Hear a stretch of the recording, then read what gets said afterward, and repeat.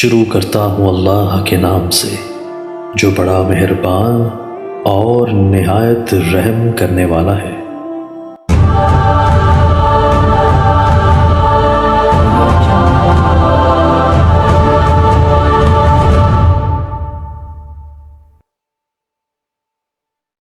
بہن کی شادی کا 5 لاکھ قرض ہے۔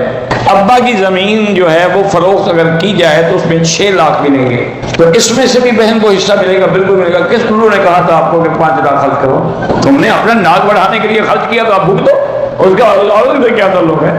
وراثت ہے۔ یہ خام خواہ نہ پوچھا کرتے ہیں، لیکن نا ایمان سے کہے کعبے میں بیٹھے ہو، ساری کائنات میں حضور پاک سے بڑی شان کسی کی ہے؟ پتہ ہے حضور کی جب شادی ہوئی نا تو حضور پاک نے صحابہ سے کہا کہ بھئی آج ایسا کرنا کہ ہر آدمی کے گھر میں جو کچھ پکا ہوا ہے نا کھانا جو بھی ہو وہ سب لے آؤ دسترخوان پہ، یہاں مسجد میں بیٹھ کے کھائیں گے۔ سب صحابہ لے آئے، کوئی ستو لے آیا، کوئی چاول لے آیا، کوئی بیچارہ چٹنی لے آیا، کوئی کچھ لے آیا، کچھ لے آیا۔ جب سارا دسترخوان لگ گیا تو حضور نے فرمایا بھائی میری بی بی زینب سے جو شادی ہوئی تھی نا اس کا ولیمہ ہے، ولیمہ کی روز کھانا کھا رہے ہیں۔ اس میں کتنا خرچ ہوا جی؟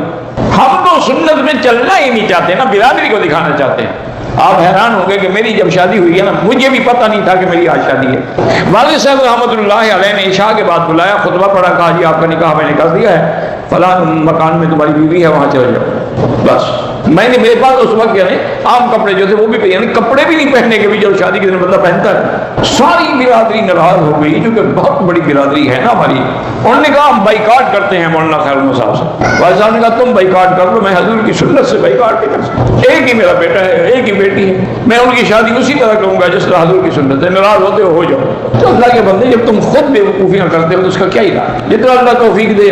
اچھا لڑکی والوں کو تو جو جہیز دیں جو توفیق کو دے دو، یہ تو نہیں نا کہ نہیں یہ بھی دو یہ بھی دو، یہ مطالبہ کرتے ہیں نا وہ تو بالکل حرام کھاتے ہیں، ڈاکہ مارتے ہیں۔ ظلم ہے، کہا جائے کہ لڑکی تب لیں گے جب فلاں چیز ہمیں دو گے، کار لے کے دو، ہمیں فریج دے کے دو، ہمیں واشنگ مشین لے کے دو، کیا ہے؟ اور میں نے کپڑے خریدے تھے 2000 کے، جھوٹ بولا تھا کہ 4000 کے ہیں، تو خاوند سے تو روز جھوٹ بولتے ہیں، کوئی نیا جھوٹ تھوڑا ہے، عورت کا کام ہی جھوٹ بولنا ہے۔ لیکفضن الاشیر، اسی لیے حضور نے فرمایا تصدقنا یا معاشر النساء ان تن اکثرکن اہل النار، کہ عورتیں صدقہ کیا کرو، خیرات کیا کرو۔ میں نے دیکھا جہنم میں عورتیں زیادہ ہے۔ ہمارے ساتھ ایک آدمی ہے وہ کہتا ہے کہ رات کو ناخن نہیں کاٹنے چاہیے، یعنی رات کو میاں بیوی کا ملنا تو جائز ہے لیکن ناخن جائز ہے۔ عجیب بات نہیں ہے، کیسے مسئلے گھڑ لیتے ہیں، سب مسئلے گھڑ، جب چاہو ناخن کاٹنے کا حکم ہے کاٹو، افضل ہوتا ہے کہ جمعہ کے دن۔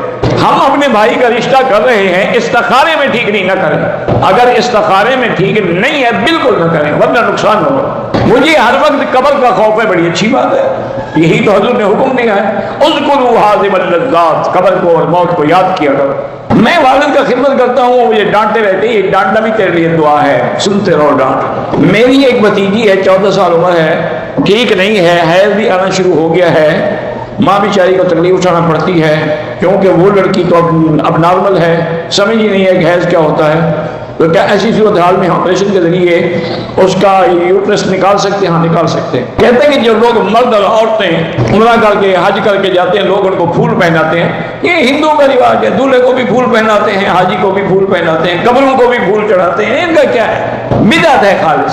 ہمارے علاقے میں بریلوی مدرسے ہیں، وہاں بریلوی امام کے لیے پیسے مانگتے ہیں، بہرحال بچوں کو غریبوں کو دے دو، لیکن بہتر یہ ہوتا ہے کسی دینی اور صحیح عقیدے والے مدرسے میں جا کے دو۔ کچھ عورتیں کہتی ہیں کہ جب عورت کو حیض ہو تو جس برتن میں اچار رکھا ہوا ہو نا اس کو ہاتھ نہ لگائے ورنہ اچار خراب ہو جاتے۔ آج ہاتھ لگا کے تجربہ کر دو۔ اچھا ایسا کرو اگر اچار آپ اچھا بناتی ہیں نا اس کو ہاتھ لگا کے مجھے بھیج دو، خراب ہوتا ہے تو ہونے دو۔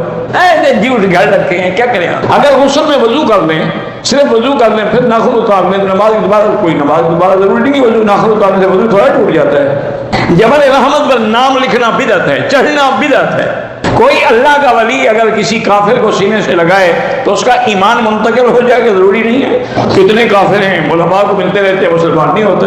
ایک عمرہ 3 عمرے کر چکی ہے، چوتھا عمرہ مسجد عائشہ مسجد سے کرنا چاہتی ہے، واپسی پر اگر حیض آ جائے اور گھر واپسی میں 2 دن پھر نہ کرو نا عمرہ، بلا وجہ حیض آ جائے گا تو پھنس کے بیٹھی رہو گی۔ 3 عمرے کر چکی ہو بس کافی ہے، طواف کرتی رہو اور پھر چلی جاؤ۔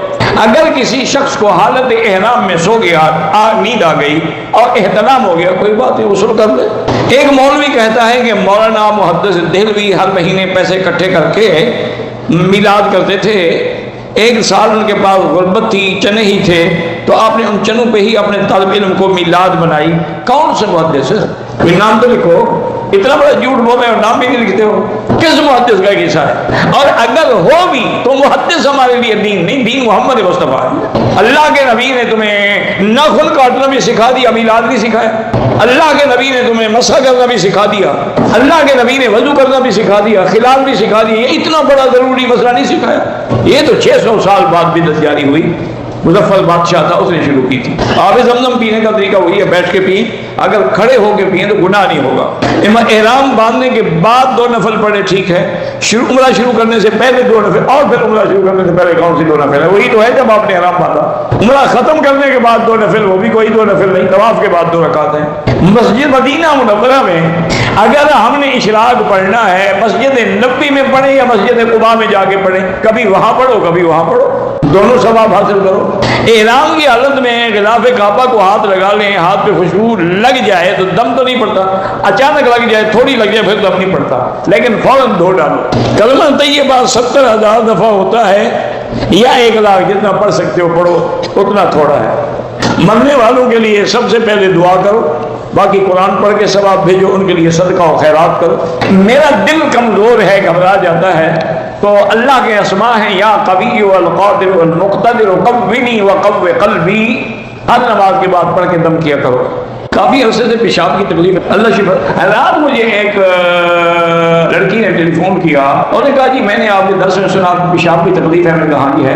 انہوں نے کہا آپ ادرک جانتے ہیں؟ میں نے کہا ادرک تو ہم جانتے ہیں, اور پھر ہمارے کھانوں میں بھی ادرک ہوتی ہے. انہوں نے کہا ایسے نہیں, سبز ادرک لے لیں, اس کو دھو کے اس کو اتنا باریک کاٹیں گے جتنا آپ کا ناخن ہے, اتنا پیس کر جائے, اور جب اپنے پاس رکھ لیں بستر کے بعد, جب اٹھے کلی کرنے سے بھی پہلے پانی کے ساتھ کھا لیں, تو انشاءاللہ آپ کی یہ تکلیف رفع ہو جائے گی. اللہ اس کو جزائے خیر. انہوں نے اپنے اخلاص سے بتایا, اور میں دعا بھی کر رہی ہوں, پر اللہ عالم. لیکن کچھ باتیں ایسی ہیں نا, مصیبت یہ ہے کہ جب آدمی زیادہ پڑھا لکھا ہونا, اس کو لیے بھی بڑی. میں ایک دفعہ ایک ڈاکٹر نے مجھے دوائی دی, میں نے اس کا پمفلیٹ نکال کے پڑھا, اور بس حضرت مہربانی کریں نہ پمفلیٹ پڑھے, بڑی دوائی مجھے دے دیں. میں نے کہا کیوں؟ انہوں نے کہا اس میں جب سائڈ افیکٹ پڑھو گے تم تو نہیں کھاؤ گے. کھانا ہے تو پھر ہماری علم پہ اعتماد کرو, نہیں کھانا ہے تو مجھے پیسے 200 ریال کی دوائی ہے, میں مفت دے رہا ہوں, اس لیے آپ نے پمفلیٹ نکال کے پڑھنا شروع کر دیا.